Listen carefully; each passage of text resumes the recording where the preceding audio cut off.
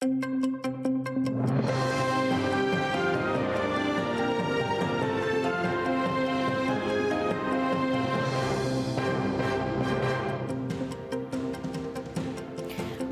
29 січня. Ви дивитеся «Заман», в студії Софія Бляєва. Мої вітання. Озброєний ОМОН, ФСБ, поліція і Росгвардія. В окупованому Криму силовики увірвалися на з'їзд громадських діячів. Кримська солідарність у суботу організувала традиційну щомісячну зустріч, де збираються адвокати, громадські захисники, родичі та друзі політв'язнів. Цього разу вона відбулася під наглядом спецслужб, які шукали зброю. Щомісячну зустріч учасники Кримської солідарності проводять в Судаку. На неї прийшов голова місцевого меджлісу Ільвер Аметов, близькі та родичі кримських політв'язнів, активісти національного руху та адвокати. Не встигли розпочатися збори, як за вікном люди побачили автозаки. Озброєні силовики з собаками увірвалися до приміщення. Согласно статьи 16, мы имеем право у вас узнать, с какой целью собрались.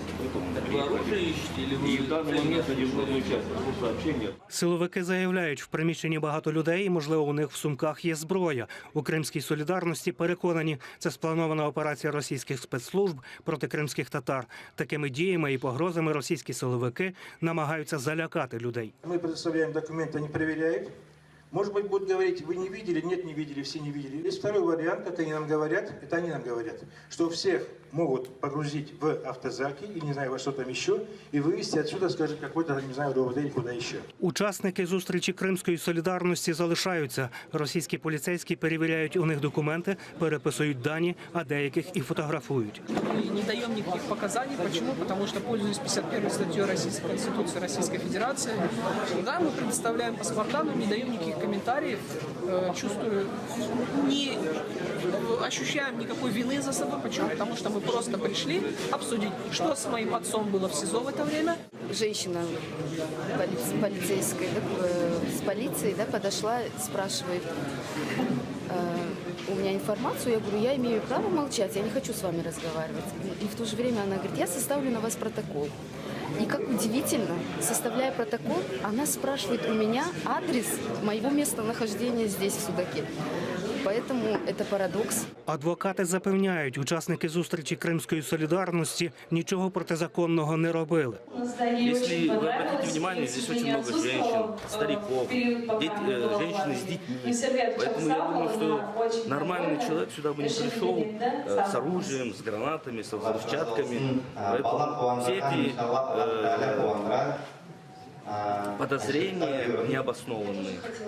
Как и в предыдущие заседания, мы обсуждали вопросы уголовных дел, вопросы преследования по политическим мотивам политзаключенных и тех, кто сейчас находится в Ростове, и тех, кто сейчас находится на территории Крыма.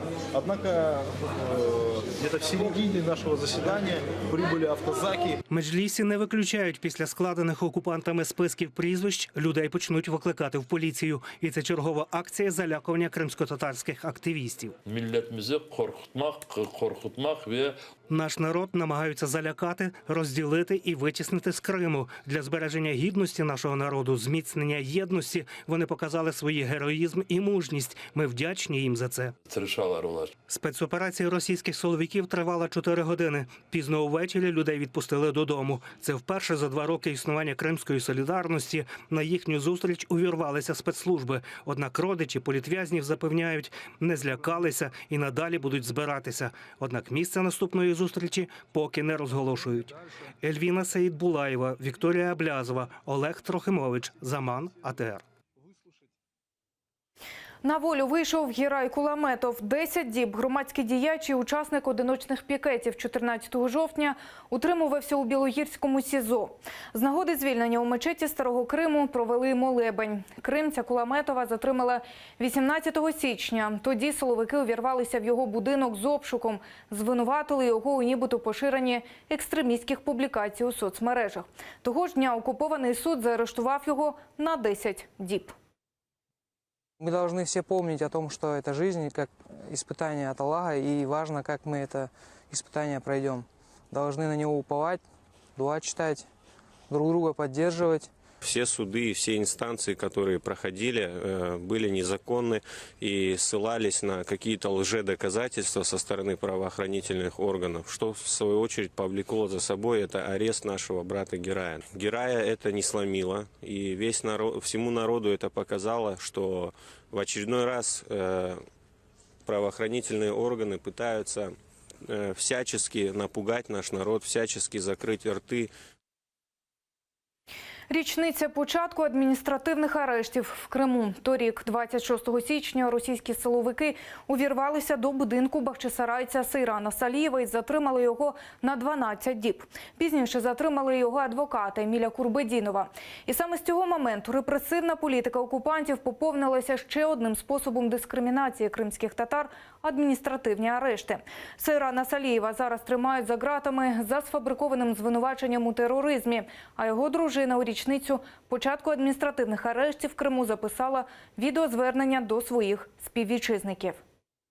Что репрессии в отношении нашего маленького, но очень сильного народа прекратятся в скором времени. Ибо крымские татары-мусульмане не устанут говорить правду, не устанут защищать друг друга и не смогут молчать, видя ложь и ущемление в отношении своего народа.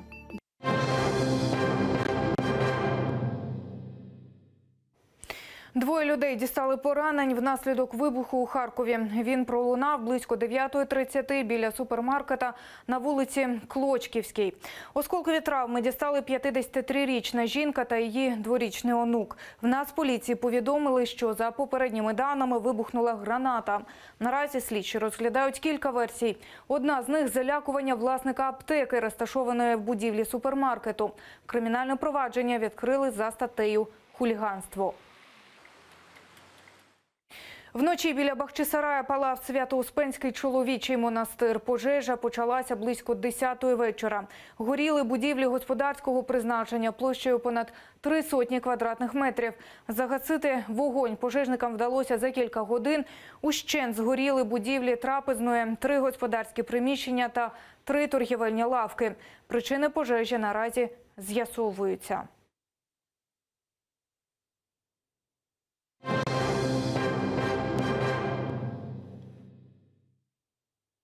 Олексія Навального відпустили з приміткою з'явитися до суду. Російського опозиціонера напередодні затримала поліція на акції, де бойкотували майбутні вибори президента. Навального в автозаку відправили в райвідділок та відібрали там телефон. Загалом акції протесту під назвою «Страйк виборців» відбулися у багатьох містах Росії. І якщо в Москві та Санкт-Петербурзі все відбувалося відносно спокійно, найбільше людей затримали в Уфі. Загалом люди вийшли на вулиці, аби висловитися за право обирати свого кандидата і за чесну конкуренцію. Тим часом більшість із 350 затриманих людей вже відпустили.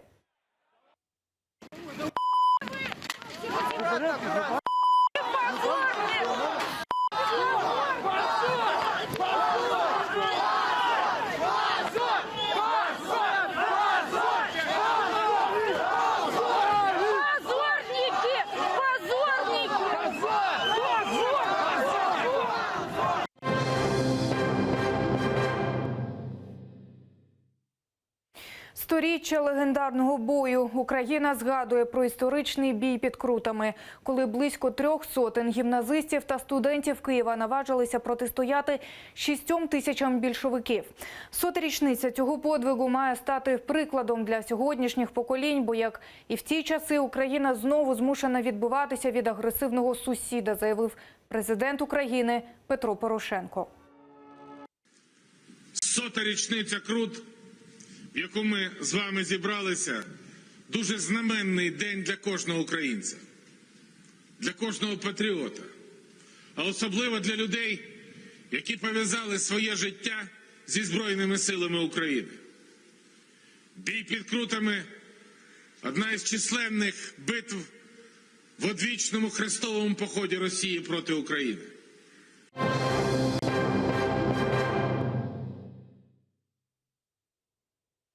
Срібна Потрібна перемога. Кримський татарин Февзі Мамутов опинився на другій сходинці престижного турніру з греко-римської боротьби в Ірані. Випередити кримчанина вдалося лише казахстанському борцю. Февзі Мамутов – один із найуспішніших спортсменів із Криму. Починав у Севастополі, але після анексії покинув півострів. Только в атаке можно найти победу. Столько опыта, столько уверенности, столько положительных, одни плюсы от этого турнира. И в том числе от поражения, я думаю, плюсы, чтобы куда-то не улетать высоко.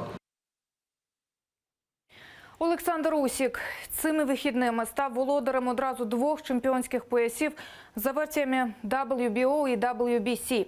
Переміг кримчанин у півфіналі всесвітньої суперверсії боксу суперника з Латвії Майріса Брієдіса. Від початку турніру букмекери фаворитом називали саме українського боксера. Водночас Усику довелося вести бій усі 12 раундів. Попереду в українця фінал травневої всесвітньої боксерської суперверсії. Призовий фонд переможця складе $50 мільйонів і кубок Мухаммеда Алі. У меня в коллекции еще один пояс, слава богу. Так случилось. Марис хороший спортсмен, сильный спортсмен. И вы увидели прекрасных, великолепных 12 раундов боя. Наразі це всі новини. Не пропустіть наступний випуск «Заман» вже менше ніж за годину. Будьте з нами.